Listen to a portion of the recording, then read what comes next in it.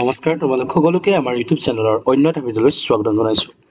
তো আজি আমি অষ্টম শ্ৰেণীৰ বিজ্ঞানৰ দ্বিতীয় যিটো অধ্যায় আছে সেই অধ্যায়টোৰ কেইটামান MCQ চাম, ঠিক আছে।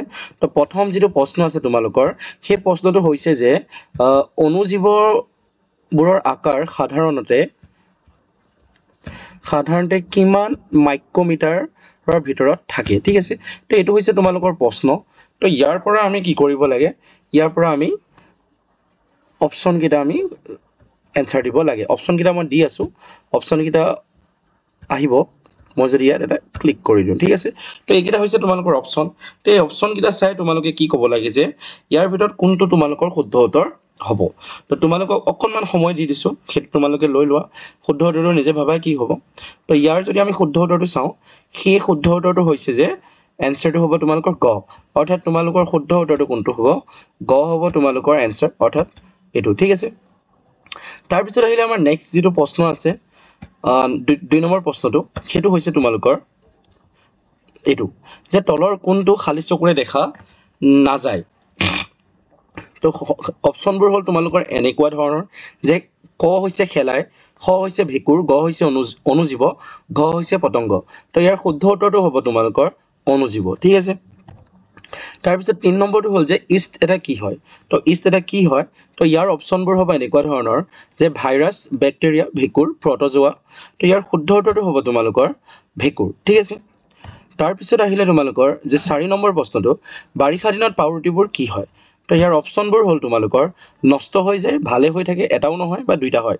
তো ইয়াৰ শুদ্ধ উত্তৰটো হ'ব তোমালোকৰ নষ্ট হৈ যায়। বাৰিষা দিনত পাউৰুটিবোৰ কি হৈ যায়, নষ্ট হৈ যায়।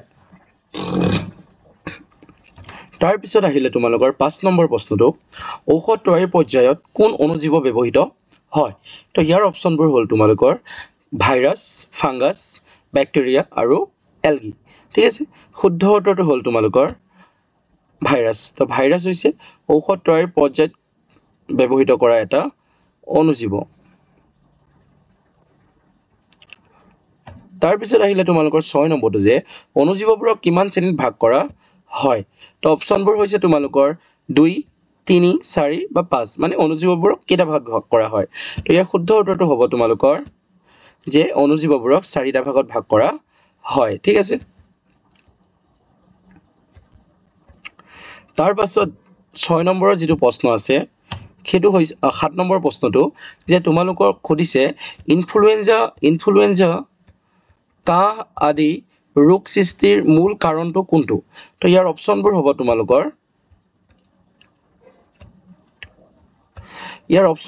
তোমালোকৰ এনেকুৱা ধৰণৰ যে বেক্টেৰিয়া, ভাইৰাছ, ফাংগাছ আৰু প্ৰটজোৱা। তো শুদ্ধ উত্তৰটো হ'ব তোমালোকৰ ভাইৰাছ, ঠিক আছে।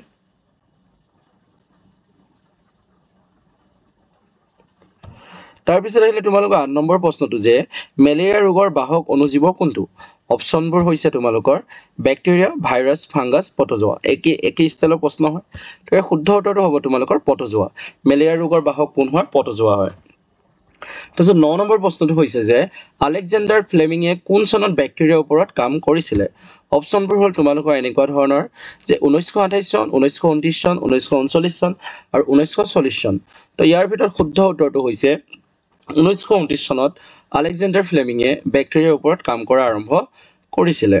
10 নম্বৰ প্ৰশ্নটো হৈছে ফ্লেমিঙে কোন ধৰণৰ জীৱ আৱিষ্কাৰ কৰিছিল যি বেক্টেৰিয়াৰ বৃদ্ধিক বাধা দিছিলে। তো ইয়াৰ শুদ্ধ উত্তৰটো হ'ব বেক্টেৰিয়া, ভাইৰাছ, নীল সেউজীয়া শেলাই আৰু প্ৰটজোৱা। তো ইয়াৰ ভিতৰত তোমালোকৰ শুদ্ধ উত্তৰটো হ'ব নীল সেউজীয়া শেলাই, অৰ্থাৎ নীল সেউজীয়া শেলায়ক ফ্লেমিঙে কোন ধৰণৰ জীৱ আৱিষ্কাৰ কৰিছিল যি বেক্টেৰিয়াক বাধা দিছিলে। নীল সেউজীয়াই কি কৰিছিলে, বেক্টেৰিয়াক বাধা দিছিলে। 11 নম্বৰটো হ'ল পেনিচিলিন আৱিষ্কাৰ কৰিছিল। পেনিচিলিন কোনে আৱিষ্কাৰ কৰিছিলে, লুই পাষ্টাৰে, ৰবাৰ্ট হকে, আলেকজেণ্ডাৰ ফ্লেমিঙে বা ছাৰ আইজাক নিউটনে। ইয়াৰ এনসাৰটো হ'ল তোমালোকৰ আলেকজেণ্ডাৰ ফ্লেমিঙে পেনিচিলিন আৱিষ্কাৰ কৰিছিলে। তাৰপিছত আহিলে তোমালোকৰ 12 নম্বৰ প্ৰশ্নটো যে এইডছৰ ৰোগৰ কাৰণ কি হয়। তো অপশ্যনবোৰ হ'ল তোমালোকৰ virus, HIV, bacteria, vibrio, fungi, candida, protozoa, plasmodium. তো শুদ্ধ উত্তৰটো হৈছে তোমালোকৰ ভাইৰাছ, HIV।